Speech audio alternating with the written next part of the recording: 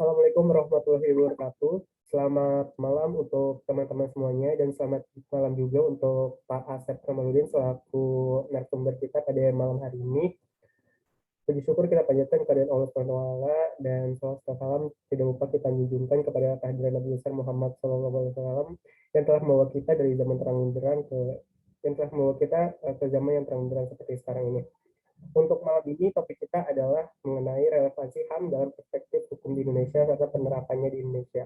Sebagai perkenalkan nama saya Muhammad Ariel Aswar Hadi sebagai moderator pada kegiatan malam hari ini.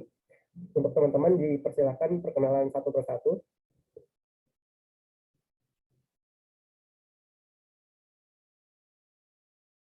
Ya, perkenalkan nama saya Deva Septiaranda selaku penanggap aktif. Ya, perkenalkan nama saya Vika Alifia Putri selaku penanggap juga. Perkenalkan nama saya Nadia Nurhaidi selaku penanggap juga. Baik, mungkin sebagai pengantar dari saya, materi kita pada malam hari ini mengenai HAM dan penerapannya di Indonesia. HAM sendiri merupakan sebuah hak fundamental yang dimiliki oleh manusia dan melekat pada seseorang dari dia lahir. HAM juga tidak dapat dirampas dan dicabut keberadaannya. Selain itu, HAM juga harus dihargai, dipelihara, dan juga dijaga oleh negara, hukum, pemerintah, dan semua orang. Hubungan HAM dan negara hukum sangat erat dan saling berhubungan satu sama lain, serta tidak dapat dipisahkan karena suatu negara hukum berfungsi untuk melindungi hak asasi manusia itu sendiri. Selain semua itu, perilaku manusia di suatu negara selalu berdasarkan hukum. Semua terikat oleh hukum dan ada bukti nyata bahwa hukum yang mengikatnya. Dan sebagai warga negara yang baik, kita perlu menjunjung tinggi hubungan HAM dengan hukum yang mengaturnya agar terhindar dari tindakan-tindakan melanggar HAM. Mungkin itu sedikit pengantar dari saya tentang HAM dan penerapannya serta kaitannya dengan hukum di Indonesia. Mungkin untuk pemaparan selanjutnya bisa dijelaskan oleh Pak Asep Kamaludin dan nanti akan kita tanggapi oleh penanggap-penanggap kita. Kepada Bapak Asep Kamaludin, waktu dan tempat kami persilahkan.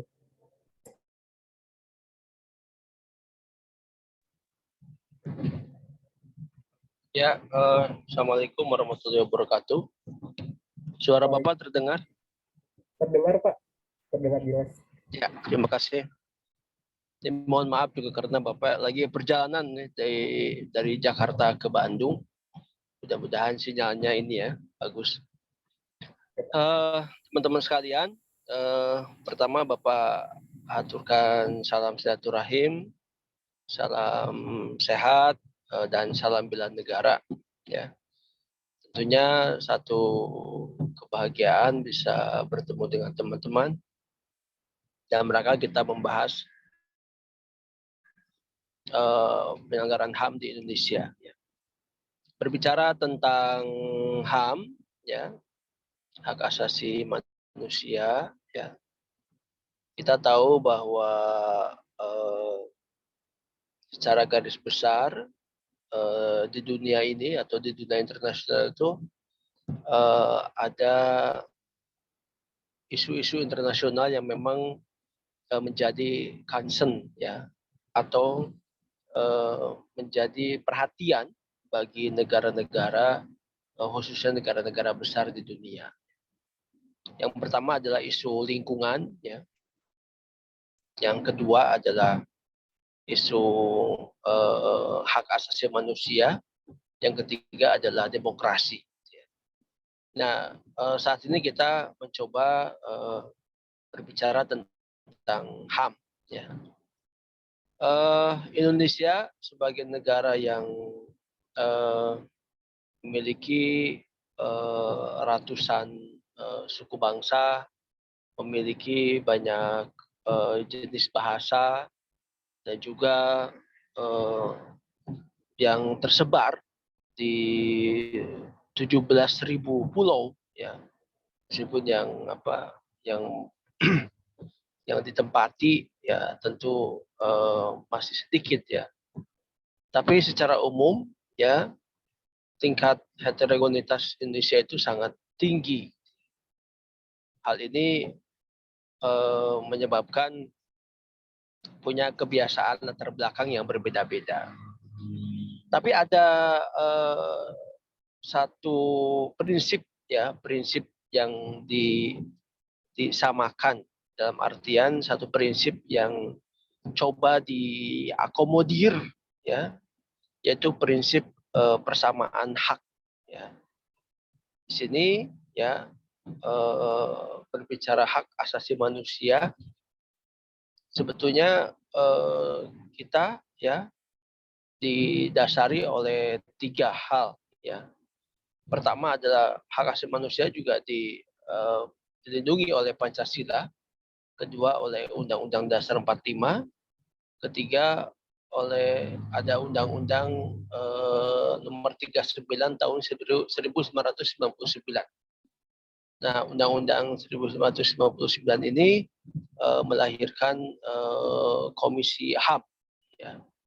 Tentunya banyak sekali ya HAM atau hak asasi manusia yang dilindungi oleh pemerintah dengan semangat untuk semua warga itu punya hak yang sama dari Sabang sampai Merauke. Ada hak pendidikan, hak beragama, hak berserikat, ya. Kemudian hak berdemokrasi, dan juga hak mengemukakan pendapat, gitu ya.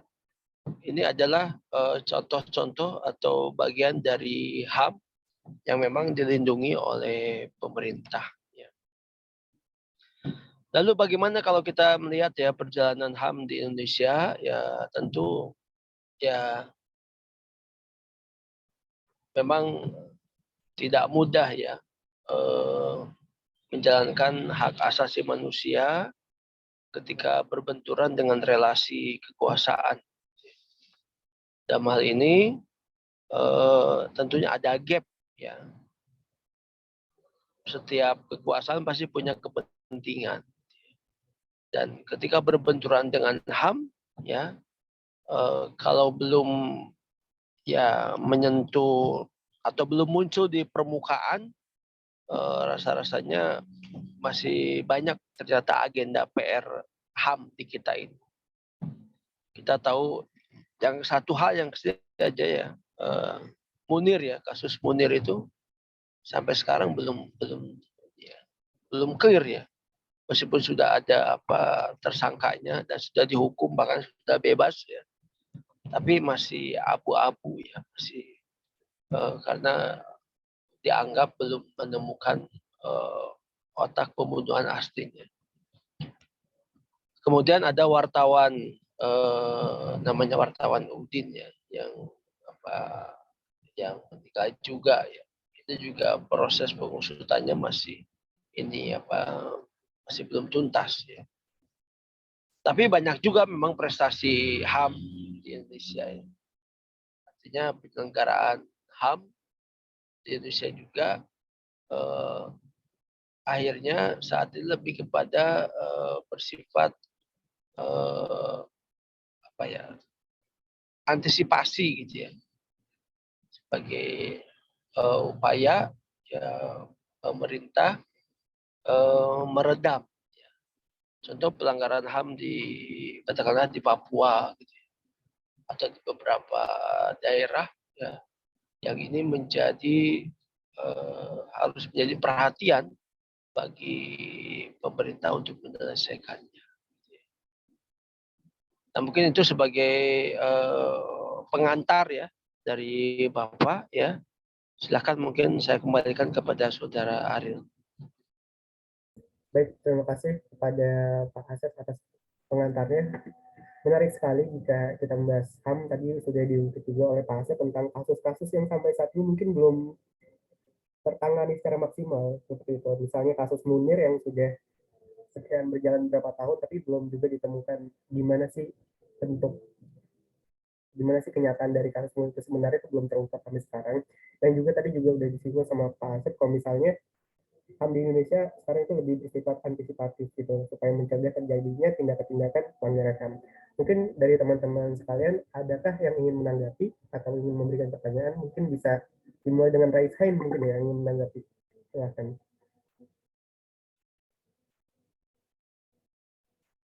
Oke, untuk Tika Alivia Putri dipersilakan untuk menanggapi pengantar dari Pak Asep. Silakan. Ya baik, terima kasih atas kesempatannya. Mungkin saya lebih mau bertanya kali ya Pak. Ini sebelum lebih jauh membahas tentang HAM, pasti pada dasarnya itu ada suatu ngomongin soal hak ya. Hak sendiri nggak bisa lepas dari yang namanya kewajiban, karena kewajiban sendiri kan kita tahu sebuah persyaratan agar kita bisa menerima hak yang seharusnya kita dapatin. Nah, menurut Bapak sendiri nih Pak, hak dan kewajiban di negara kita ini udah seimbang atau belum ya Pak? Apakah dari kewajiban yang diatur dalam hukum Indonesia sudah memberikan perlindungan hak yang sesuai bagi warga negara Indonesia? Itu sih Pak. Baik, mungkin bisa langsung ditanggapi ya oleh Pak Asep tentang penerapan hak dan kewajiban di Coba Indonesia. putus-putus ya. Apa pertanyaannya, Rin? Putus-putus. Mungkin bisa diulang, Tika, pertanyaannya. Oke, pertanyaan itu menurut Bapak bagaimana hak dan kewajiban di negara kita? Maksudnya apakah sudah seimbang antara hak dan kewajiban?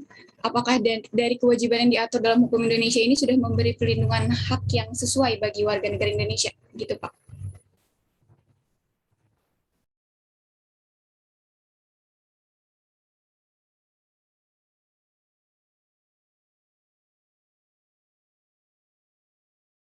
Kalau Pak Asep, apakah terdengar jelas, Pak? Iya, barusan terlempar sebentar. Oh, Coba diulangi aja, Real. Apa yang jadi intinya? intinya adalah bagaimana tentang penerapan hak Atau dan kewajiban. di chat, coba ditulis di chat. Oh, mungkin bisa, Tika, ditulis di chat. Di chat.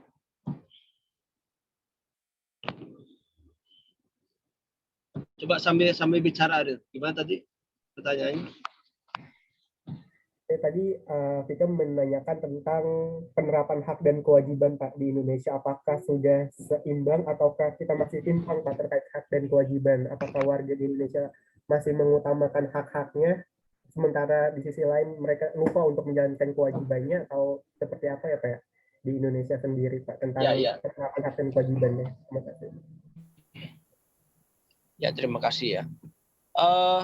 Secara garis besar ya, kalau bicara hak ya dan kewajiban kepada negara itu sudah diatur di Undang-Undang 45 ya, di mana ada beberapa contoh ya kalau bicara hak hidup dan mempertahankan kehidupannya, itu juga itu bagian dari hak ya, hak asasi manusia ya, seorang.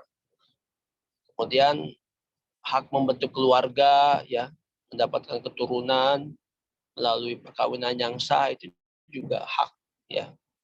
Dan di sini tentu berbarengan dengan negara wajib hadir gitu ya di setiap hak yang dimiliki ataupun menjadi hak kehidupan seseorang. Contoh, hak hidup dan mempertahankan kehidupan, yang negara harus menyiapkan lapangan pekerjaan gitu ya.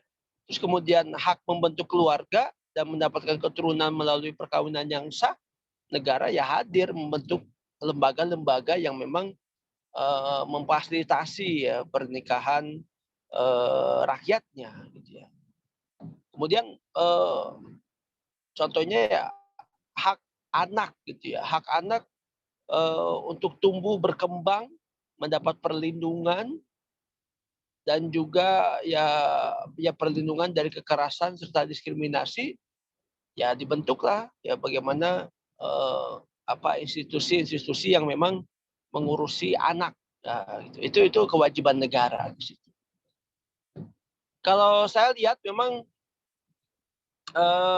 negara sudah berupaya ya menghadirkan, memfasilitasi, membuat wadah-wadah gitu ya, lembaga-lembaga resmi untuk mewadahi hak setiap bangsa, setiap rakyat Indonesia. Jadi supaya masyarakat itu merasakan kehadiran negara di setiap kehidupannya, di setiap aspek kehidupannya. Ya tentu memang tidak bisa semuanya tercover ya. Contoh ketika kita bicara pengangguran ya, itu ternyata ya pemerintah juga ini juga gitu ya, kalau bicara tidak, ya ada beberapa yang tidak bisa berbuat banyak. Ketika perusahaan-perusahaan swasta gitu kan memecat pegawainya, nah ini pemerintah di mana hadirnya? Nah, meskipun ada yang bisa difasilitasi gitu ya, dikomunikasikan gitu ya, tapi banyak juga yang akhirnya ya dengan alasan Pak Elit ya, ya pemerintah tidak bisa memaksa juga perusahaan-perusahaan itu untuk tetap mengakomodir atau memberikan ganti rugi sesuai dengan hak-haknya. Jadi ya kalau dibilang apakah sudah sesuai ya banyak yang sudah difasilitasi oleh pemerintah ya sebagai bentuk kewajiban, tapi ada juga yang memang rakyat yang belum mendapatkan hak. Demikian. Baik, terima kasih Pak Asep atas jawabannya. Mungkin dari Tika ada yang ingin ditanggapi atau ingin ditanyakan kembali? Saya dapat sih poinnya. Jadi intinya memang hak dan kewajiban di Indonesia sendiri udah mencoba untuk menyeimbangkan antara hak dan kewajiban untuk warganya. Negara juga sedang berusaha untuk tetap menyeimbangkan, kasih hak yang sesuai sama apa yang udah dia lakuin sebagai kewajiban sebagai warga negara. Jadi terima kasih Pak Asep. Baik, terima kasih Tika atas tanggapannya. Mungkin dari teman-teman lainnya yang ingin mengajukan pertanyaan atau tanggapan, silakan untuk Raisain.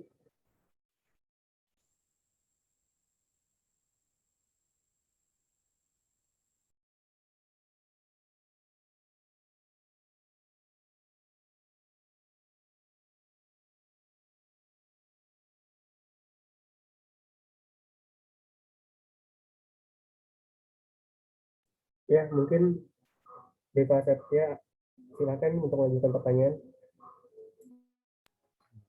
Selamat malam Pak Asep. Saya perkenalkan, nama saya Deva Septiaranda.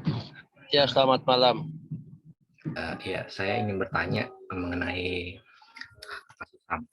Sedikit yang Bapak bicarakan di awal tentang banyak kasus HAM yang belum terungkap.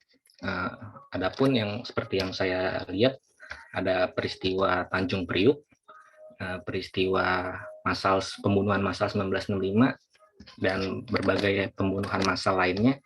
Jadi menurut Bapak itu bagaimana sih pengentasan kasus HAM di Indonesia yang menurut saya sendiri ini berjalan sangat lambat atau bahkan tidak diselesaikan sama sekali oleh para pemimpin di Indonesia dari berbagai generasi presiden ataupun masa-masa presiden. Segitu aja sih Pak, yang menurut pendapat saya. Mau tanya. Baik, terima kasih untuk Deva atas pertanyaannya. Mungkin bisa dijawab oleh Bapak Asep, silakan Pak. Ya, terima kasih ya. Memang itu tadi ya, tadi Bapak lupa sebut juga tentang kasus Tanjung Priok gitu ya, bahkan pelanggaran HAM 1998 ya gitu ya.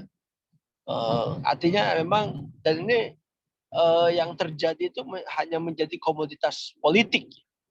Setiap presiden yang menginginkan setiap kampanye itu kan pasti muncul itu isu HAM itu.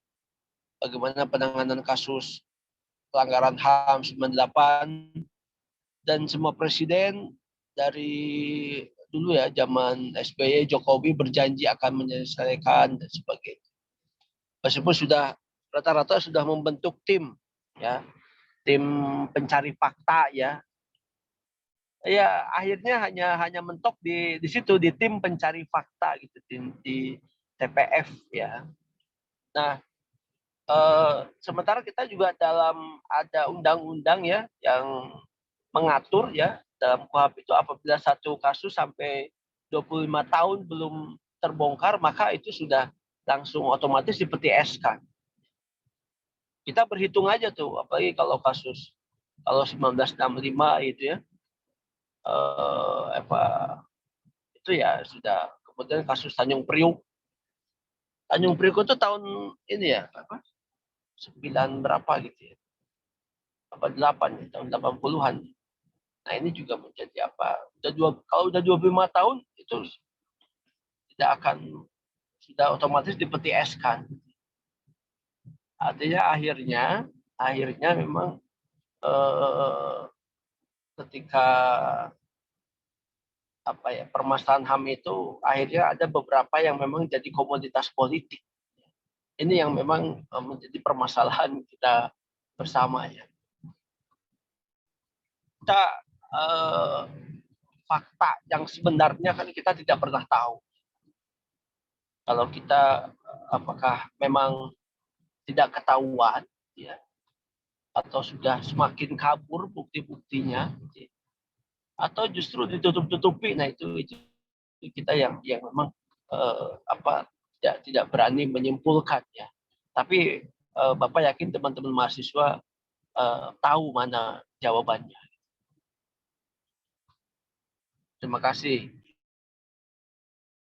Baik, terima kasih Pak Asep atas jawabannya. Mungkin dari Deva ada yang ingin ditanggapi dari jawaban tersebut? Ya, saya setuju sih dengan pendapat Bapak bahwa penanganan kasus HAM itu hanya sebagai komoditas politik.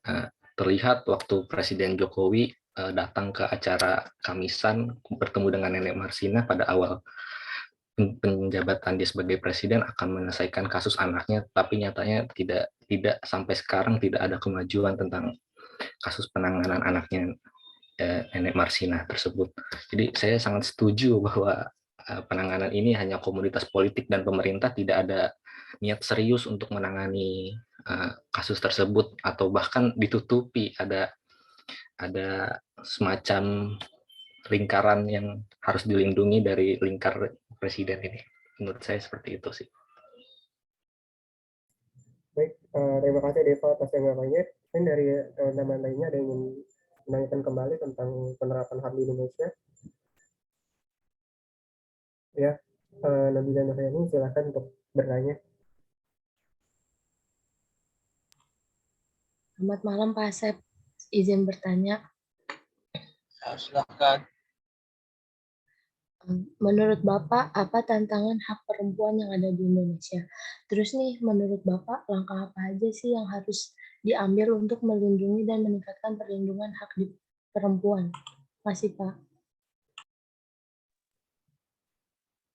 Baik, terima kasih pertanyaannya Nabila. Berarti pertanyaan tentang hak-hak perempuan di Indonesia dan bagaimanakah tantangannya ke depan gitu ya. Mungkin kepada Pak Asep bisa dijawab Pak. Ya,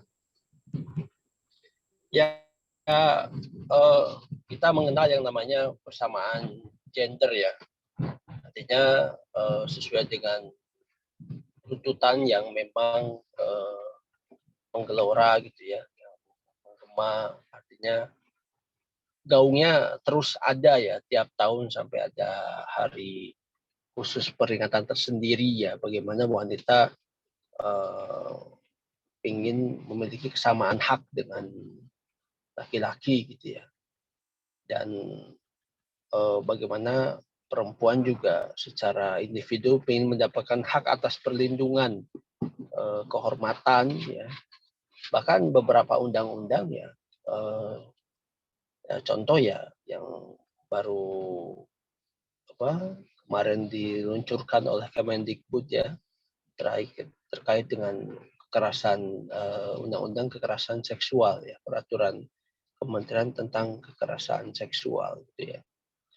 Dan kemudian juga bagaimana beberapa undang-undang ya tentang KDRT itu juga pemerintah sudah cukup akomodatif ya dalam hal ini. Tentunya ini semua ya memang butuh dukungan bersama ya. Dalam artian bagaimana kita sama-sama mengawal pelaksanaannya.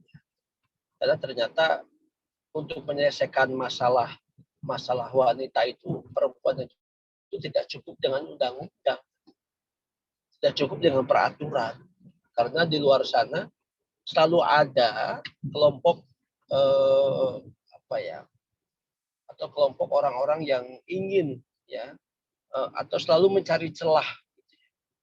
Makanya di sini sangat perlu ya penerapan, ya upayanya itu adalah penerapan sanksi yang yang keras gitu ya, yang keras, yang tegas, sehingga itu menjadi perhatian bagi orang-orang yang senantiasa melanggar hak-hak ataupun melanggar peraturan-peraturan yang mengatur tentang baik persamaan gender, kemudian tentang hak perlindungan untuk perempuan, kemudian tentang KDRT dan sebagainya. Jadi langkah-langkahnya ya dilaksanakan gitu, undang-undang itu, peraturan itu. Jadi jangan hanya sekedar diputuskan sosialisasi, tapi kemudian banyak juga yang akhirnya ya lolos gitu ya di pengadilan dan sebagainya. Demikian.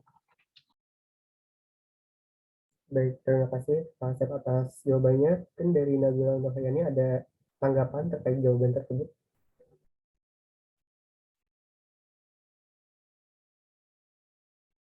Oh mungkin ini ya, kendala sinyal ya, mungkin lagi nge-lag.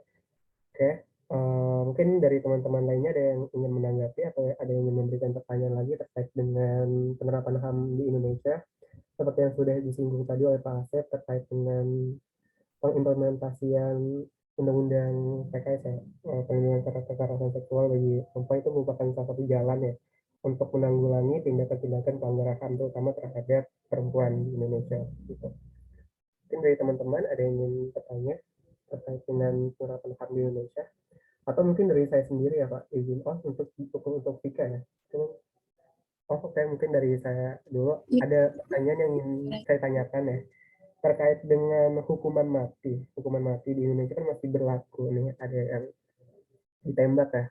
Nah, menurut Bapak sendiri apakah hukuman mati itu dianggap melanggar HAM atau tidak ya gitu, dan ke depan apakah bentuk hukuman mati itu lebih baik ditiadakan atau terus berjalan gitu ya demi menegakkan HAM juga gitu. Mungkin pada Pak Asep bisa ditanggapi Pak atau dijawab.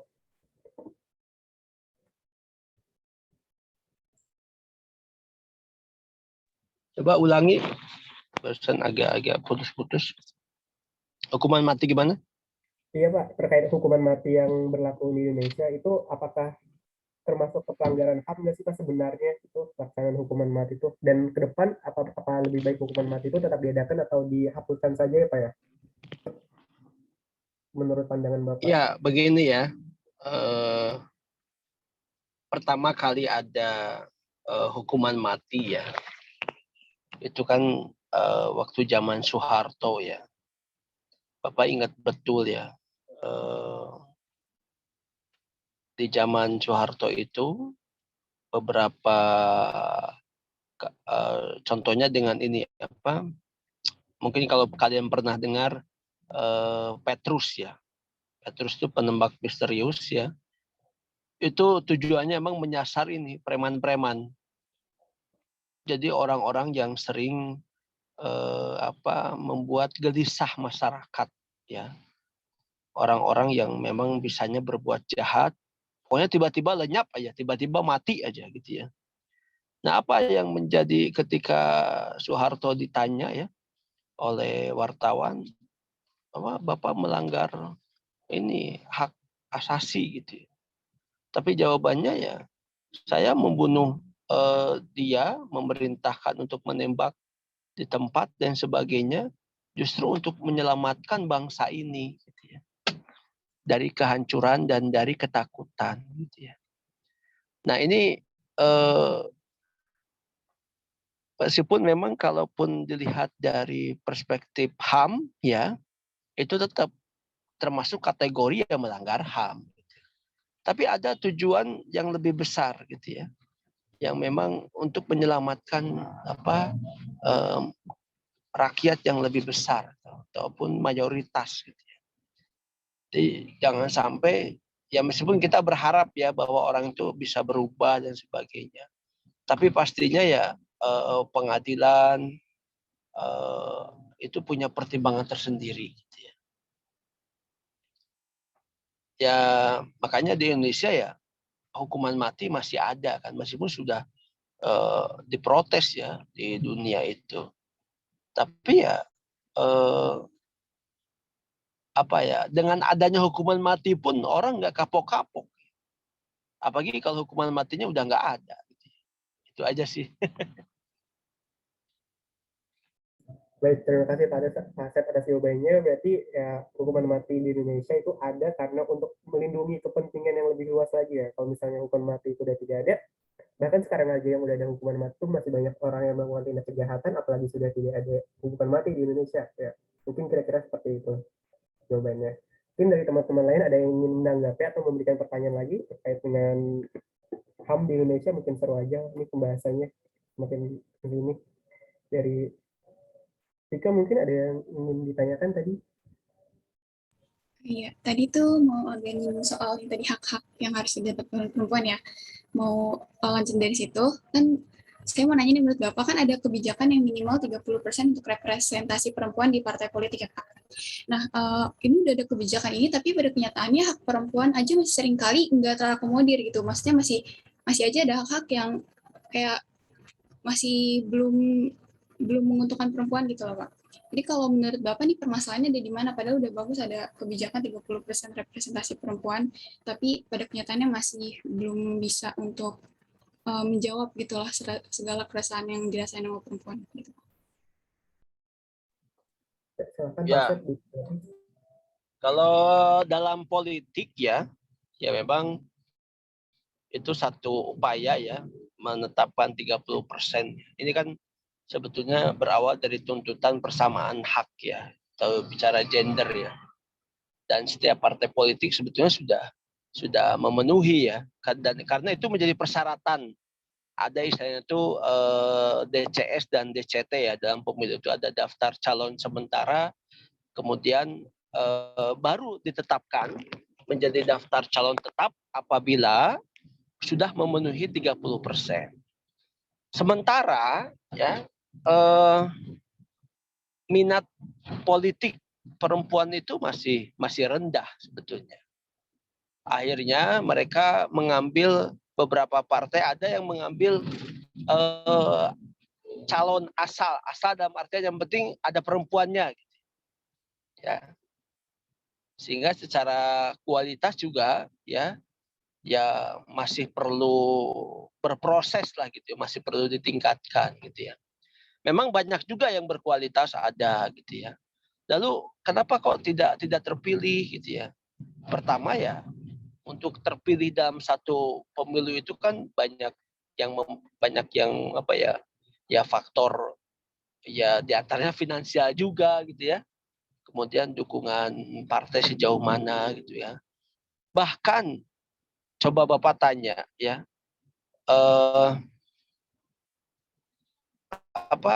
siapa namanya nih? Vika, Pak. Hah? Vika. Ika ya, Ya. Ika gitu. Ika kemarin udah milih belum? Belum. Belum ya? Ya. Ya. Nah, karena ternyata banyak juga perempuan yang tidak memilih perempuan gitu. Jadi Bapak kemarin kan itu juga ya sempat ikut kontestasi ya, pemilihan gitu. Jadi caleg ya. Banyak perempuan sendiri yang tidak bangga terhadap calon perempuan gitu. Jadi bagaimana mau terpilih gitu. Kesadaran pemilih perempuannya pun ya tidak sama gitu. Jadi itu juga menjadi faktor kenapa banyak tidak terpilih perempuan. Padahal partai sudah menetapkan itu. Begitu. Terima kasih. Terima kasih Pak Asep atas tanggapannya. Mungkin dari Vika ingin ditanggapi terkait dengan jawaban Pak Asep. Saya setuju sih sama Pak Asep karena memang dari dukungan perempuannya juga untuk kandidat perempuannya juga masih kurang, dan emang perempuan partisipasi dan minatnya juga masih kurang, jadinya emang sulitnya juga karena perempuannya sendiri ya, berarti kalau dilihat-lihat gitu. Dan mungkin masih adanya anggapan budaya patriarki yang masih kuat kali ya di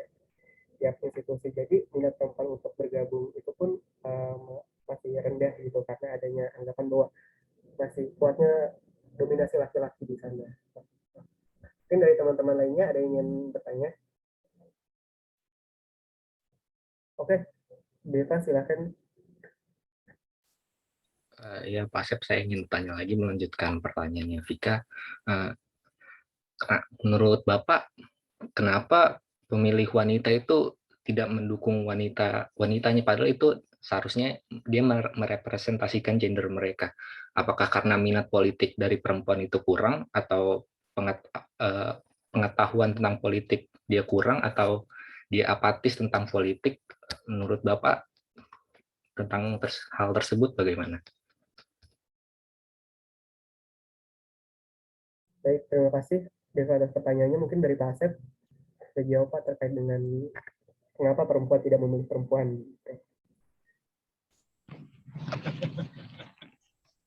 Ya apa kalau Bapak melihat ya pengalaman di lapangan, kenapa perempuan banyak yang tidak memilih perempuan, ternyata ya kesadaran politiknya juga memang masih perlu ditingkatkan ya. Jadi dia bisa jadi banyak dia merasa saya akan lebih merasa terwakili oleh laki-laki gitu ya. Atau juga ada mungkin sentimen, ya maaf nih, mungkin yang perempuan lebih paham ya. Kadang-kadang antar perempuan justru sentimennya lebih tinggi gitu dibandingkan dengan laki-laki. Nah, mungkin silahkan itu benar apa enggak tuh kalau yang perempuan di sini. Kadang apa ya ada semacam karena Bapak melihat persaingan antar perempuan tuh lebih tinggi dibandingkan dengan laki-laki gitu. Jadi ada ego sendiri ya. Ini aja milih apa? Nah itulah sebetulnya kadang-kadang yang bicara gender justru yang ada dalam politik itu ya uniknya itu banyak perempuan yang tidak ingin diwakili oleh perempuan. Gitu. Jadi itu fakta di lapangan. Tapi ya makanya penting ya. Tapi mungkin jadi ini ya bukan apa ada sisi positifnya. Jadi perempuan-perempuan yang terpilih itu ya justru emang perempuan-perempuan pilihan gitu yang memang yang punya kapasitas, yang punya kompetensi gitu ya. Dan banyak juga kan yang perempuan yang memang bagus ya di DPR, kemudian di kepemimpinan daerah, karena itu memang sudah melalui proses apa ya proses penggodokan yang cukup keras gitu ya. Jadi bukan hanya faktor itu ya, dan juga ditambah faktor finansial juga. Bagi politik di kita itu ya masih tidak bisa lepas dari politik uang ya. Gitu. Terima kasih. Ya, baik, terima kasih Pak Asep atas jawabannya. Berarti ya mungkin masih tingginya sentimen ya antara sesama perempuan gitu di parlemen. Jadi mungkin kan untuk perempuan tidak mendukung perempuan dan ada juga faktor politik uang di situ. Mungkin dari siapa tadi? Deva ya yang bertanya ingin ditanggapi. Ya, jadi faktor sentimen seperti itu menurut saya emang harus dihilangkan ya Pak ya, untuk membentulkan representasi politik perempuan di Indonesia, karena seperti yang kita lihat representasi politik Indonesia wanitanya khususnya sangat rendah. Jadi menurut saya perlu ada perbaikan ya dalam kondisi sosial masyarakat khususnya perempuan di Indonesia. Ya gitu sih menurut saya. Iya sepakat harus kan ya mungkin gini ya. Mungkin istilah baper ya itu lebih banyak menimpa kepada perempuan kan ya. Khawatir baper. Tapi banyak juga sebenarnya perempuan yang tangguh gitu ya. Jadi memang masih butuh waktu ya untuk proses peningkatan kapasitas itu. Gitu ya. Di samping yang Bapak lihat ya, Bapak mungkin nggak akan sebut partai ya. Ada beberapa partai yang hanya asal gitu, yang penting ada perempuan gitu. Jadi banyak yang stafnya gitu ya. Padahal dia hanya untuk memenuhi kuota saja, tapi sudah bisa dipastikan nggak akan kepilih gitu. Jadi dari awal sudah diketahui. Tapi ada partai yang memang bukan hanya mencalonkan, tapi dia mensupport ya, bahkan mengeluarkan biaya, ya memberikan bantuan, ada partai yang begitu. Tapi mayoritas partai di kita ya menjadikan perempuan itu hanya sebatas untuk memenuhi kuota 30% itu saja, tapi tidak disupport full gitu. Karena rata-rata ya masalahnya itu tadi ya, masalah finansial gitu. Begitu Ika, Deva, ya. Ya, baik, terima kasih Pak Asep atas penjelasannya terkait dengan perempuan. Seringkali perempuan itu hanya menjadi sebuah simbol gitu untuk penyamarataan antara laki-laki dan perempuan, sementara tidak didukung gitu tidak didukung secara maksimal oleh partai-partainya. Gitu. Mungkin dari teman-teman lain ada yang ingin bertanya lagi terkait dengan HAM nih kepada Pak Asep. Mungkin dari Nabila mungkin tadi ya ingin bertanya.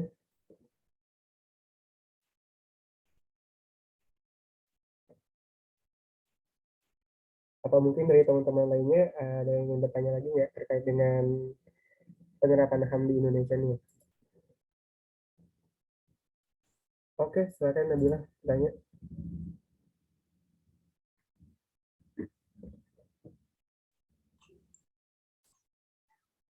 Seperti yang kita tahu ya Pak, penerapan hukum di Indonesia ini masih cenderung tumpul tajam ke bawah. Padahal dalam HAM seluruh manusia berhak mendapat perlakuan dan kedudukan yang sama di mata hukum.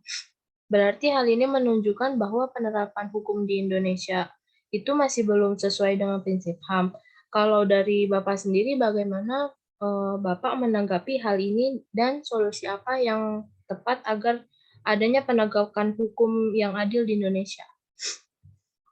Baik, terima kasih pertanyaannya. Berarti tentang bagaimana cara supaya hukum di Indonesia itu adil, tidak tumpul ke atas gitu ya. Mungkin dari Pak Asep sendiri bisa ditanggapi Pak.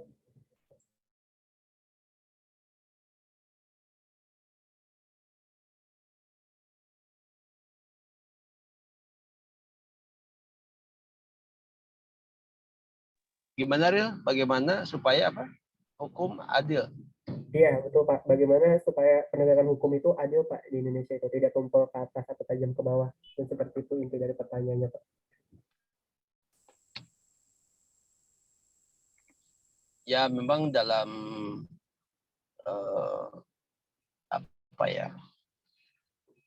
hukum itu akan adil ketika pelaksanaan demokrasi sudah maksimal, ya, sudah optimal. Gitu ya. Dalam hal ini, ya, selama satu negara masih setengah-setengah dalam menjalankan demokrasi, akan sangat sulit terjadi keadilan dalam hukum. Apalagi negara yang cenderung oligarki, ya. Nah, itu hukum akan selalu tajam ke bawah, tumpul ke atas. Nah, mungkin lalu bagaimana supaya hukum adil? Ya kita harus betul-betul berkomitmen, ya, menjalankan sistem demokrasi yang baik, sehingga persamaan hukum, persamaan di depan semua tingkatan itu memang bisa dilaksanakan. Kita bisa lihat ya negara-negara besar gitu ya, jangan jauh-jauh lah, Malaysia ya, ada menterinya korupsi, ya itu lihat ya. Bisa dihukum gitu ya. Kita kayaknya belum ada sejarah ya, presiden atau di tingkat presiden dengan perdana menteri itu meskipun beda, tapi itu luar biasa ya. Jadi kita baru ke tingkat menteri lah, tapi banyak juga ya kasus-kasus yang bisa makanya ini perangkat ya adanya KPK gitu ya, itu kan sebagai bentuk dianggap kejaksaan dan kepolisian kurang begitu efektif dalam menegakkan hukum, sehingga dimunculkanlah KPK. Gitu ya. Ya, baik, terima kasih Pak Asep. Mungkin dari Nabila ada tanggapan? Cukup, Pak. Makasih ya, Pak. Ya, Baik, sama-sama. terima kasih. Mungkin dari teman-teman lainnya ada yang ingin menanggapi atau ingin memberikan pertanyaan kembali nih terkait dengan HAM?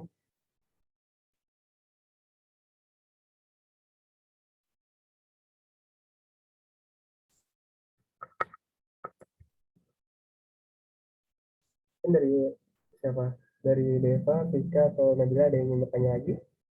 Tentang HAM mungkin bisa di Indonesia atau di luar. Ya, silakan Vika.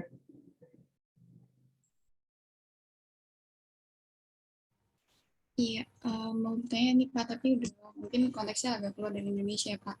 Kan HAM ini kan bersifat universal ya, menandakan bahwa HAM berarti perlu dirasakan oleh seluruh individu tanpa terkecuali. Nah, dalam konteks internasional sendiri nih Pak, ada nggak sih apakah misalnya ada suatu acuan atau semacam kayak perjanjian internasional untuk melindungi HAM secara universal, atau kayak ada nggak peran suatu lembaga internasional gitu dalam upaya melindungi HAM dalam konteks global? Baik, baik tentang ini ya, lembaga internasional ataupun perjanjian internasional yang mengatur tentang HAM. Mungkin itu Pak, mungkin bisa dijawab Pak Asep.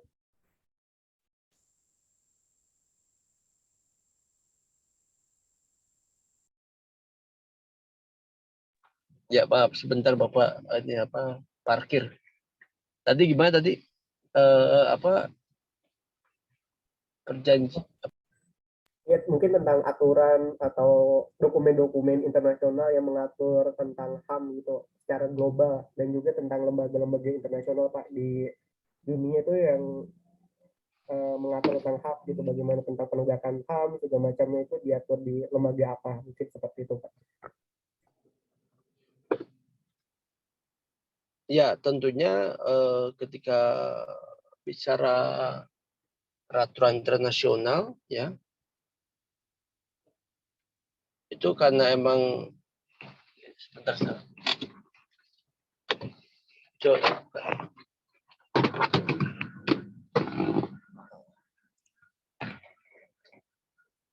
Kita pakai. Sebentar.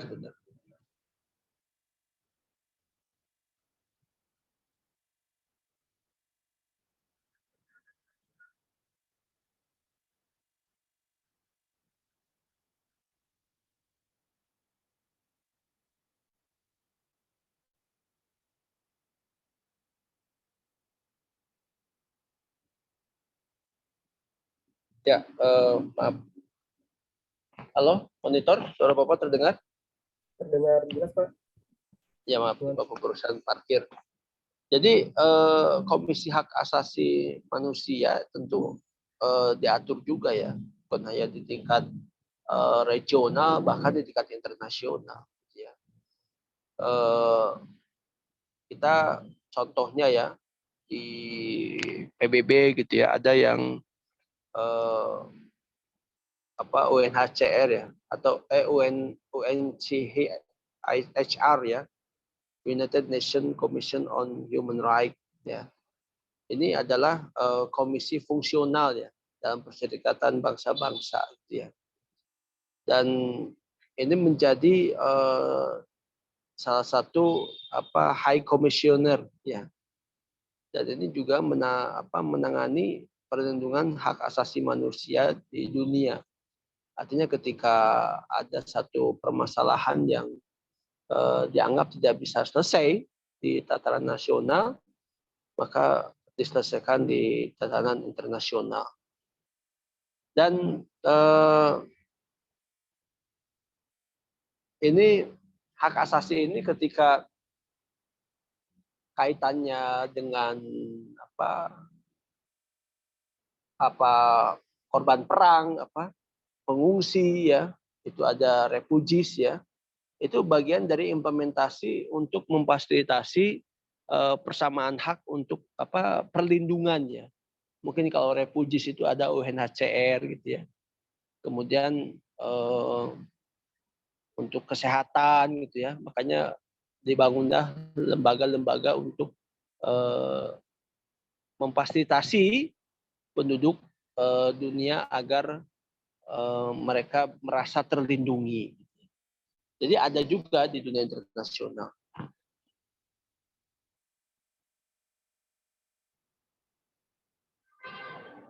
Ya, baik, terima kasih Pak Fel atas jawabannya. Ya, tadi terkait dengan lembaga, mungkin tadi ada UNCHR, ya, Universitas National Iya. Commission on Rights, begitu ya. Dan kalau nggak salah ada juga pernyataan internasional yang namanya, kalau nggak salah, Rights gitu, yang mengatur tentang penerapan HAM-HAM di dunia.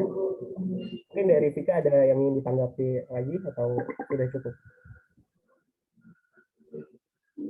Oke. Terima kasih. Mungkin dari teman-teman ada lagi yang ingin bertanya? Oke, Deva silahkan. Saya ingin bertanya lagi Pak terkait HAM secara internasional. Menurut Bapak, bagaimana menerapkan HAM itu dalam konflik antar negara seperti yang Bapak jelaskan tadi? Contohnya itu pada saat perang, gimana sih penyelesaian HAM itu dalam konflik perang? Ya, itu aja sih. Baik, terima kasih Deva. Bagaimana penyelesaian HAM dalam konflik perang? Mungkin seperti itu ya, kira-kira pertanyaan. Mungkin dari Pak Asep bisa ditanggapi, Pak. Ya sebetulnya sudah ada ya contoh-contoh kasus yang pengadilan internasional ya. Ya seperti pengadilan yang Bosnia kan gitu ya. Nah ini juga jadi hukuman genosid ya, genosid yang terjadi di Bosnia itu juga diselesaikan di pengadilan HAM internasional ya. Kalau salah namanya itu ada yang mantan komandan militer Serbia ya, Bosnia itu yang diduga dengan jelas ya dia membunuh hampir 8.000 ya, atau ya 8.000 Muslim ya. Nah itu juga dihukum melalui pengadilan internasional ya. Kejadiannya 1995 ya. Nah ini kalau bicara ya itu perang ya, itu contoh dari perang. Kemudian dampak dari perang itu juga ya dengan adanya organisasi-organisasi internasional ya, mereka punya misi yang sama adalah untuk kemanusiaan. Nah, bicara kemanusiaan ya berarti bicara hak-hak yang seharusnya didapatkan oleh manusia tersebut. Ya itu perang ya, dan dalam hal lain juga banyak ya. Mungkin kalian kalau di kita ada PMI ya, Palang Merah Indonesia gitu ya. Kalau di dunia tuh ICRC gitu ya. Itu adalah organisasi-organisasi yang sebetulnya turunan dari HAM juga. Gitu ya. Akibat bagaimana supaya mereka tetap dalam keadaan perang, mereka bisa tetap melindungi. Bahkan siapapun ya tidak boleh itu menembak ataupun memprovokasi petugas-petugas kesehatan yang sebagai itu bagian dari wujud melindungi masyarakat sipil dari korban perang.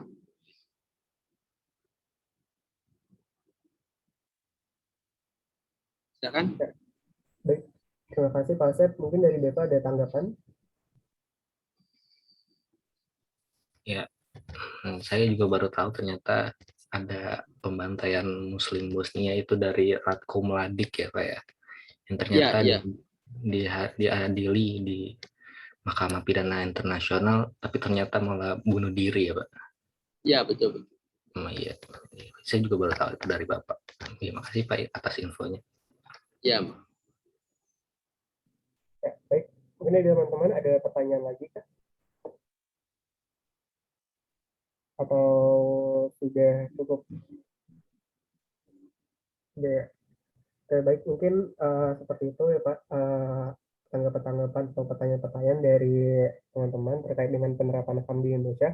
Bisa disimpulkan bahwa penerapan HAM di Indonesia itu masih terus berkembang ya. Pemerintah juga masih terus berupaya untuk melakukan perlindungan terhadap warga-warganya di negara ini. Namun dalam pengimplementasinya tentu tidak bisa mensupport atau tidak bisa memenuhi hak-hak setiap orang. Masih aja ada beberapa warga atau beberapa orang yang haknya itu masih belum terpenuhi hingga saat ini. Tapi yang perlu kita garis bawahi adalah pemerintah masih terus berupaya dalam rangka pemenuhan hak dan kewajiban setiap orang di Indonesia. Dan mungkin tadi ada pertanyaan-pertanyaan terkait dengan penerapan hukuman mati dan lain sebagainya. Ternyata penerapan hukuman mati itu masih diperlukan ya supaya melindungi kepentingan yang lebih luas gitu. Dengan adanya hukuman mati pun penerapan HAM di Indonesia bisa lebih terjaga, mungkin seperti itu ya. Dan mungkin bisa ditarik kesimpulan lagi bahwa HAM memang sangat penting bagi setiap orang gitu, terutama bagi apalagi saat ini HAM itu sangat dibutuhkan oleh kaum perempuan terutama ya, karena tindakan pelecehan itu semakin kesini itu semakin ya, bisa dibilang itu semakin banyak, dan perempuan serta generasi muda lainnya itu perlu yang namanya perlindungan HAM, mungkin seperti itu supaya menjaga hak-hak mereka di masa yang akan datang. Dan seperti itu kesimpulan yang bisa saya berikan terkait dengan penerapan HAM di Indonesia. Mungkin kita bisa dokumentasi dulu ya. Mungkin Pak Asep dokumentasi dulu Pak. Kita screenshot dulu. ya, Pak. Kenapa? Mungkin ya, Ya, 2, 3. Aduh, mungkin teman-teman ada yang bisa screenshot, nggak?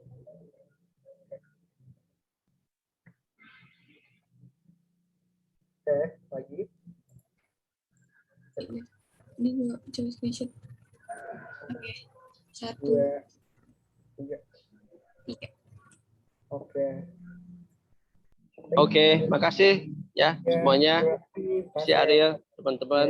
Yo. Sampai jumpa lagi di lain kesempatan. Terima kasih teman-teman semuanya. Terima kasih Pak. Terima kasih, Terima Pak. kasih Bapak atas bantuannya. Siap, makasih semuanya. Bapak pamit ya. Assalamualaikum. Pak. Waalaikumsalam. Salam hati Pak. Terima kasih Pak.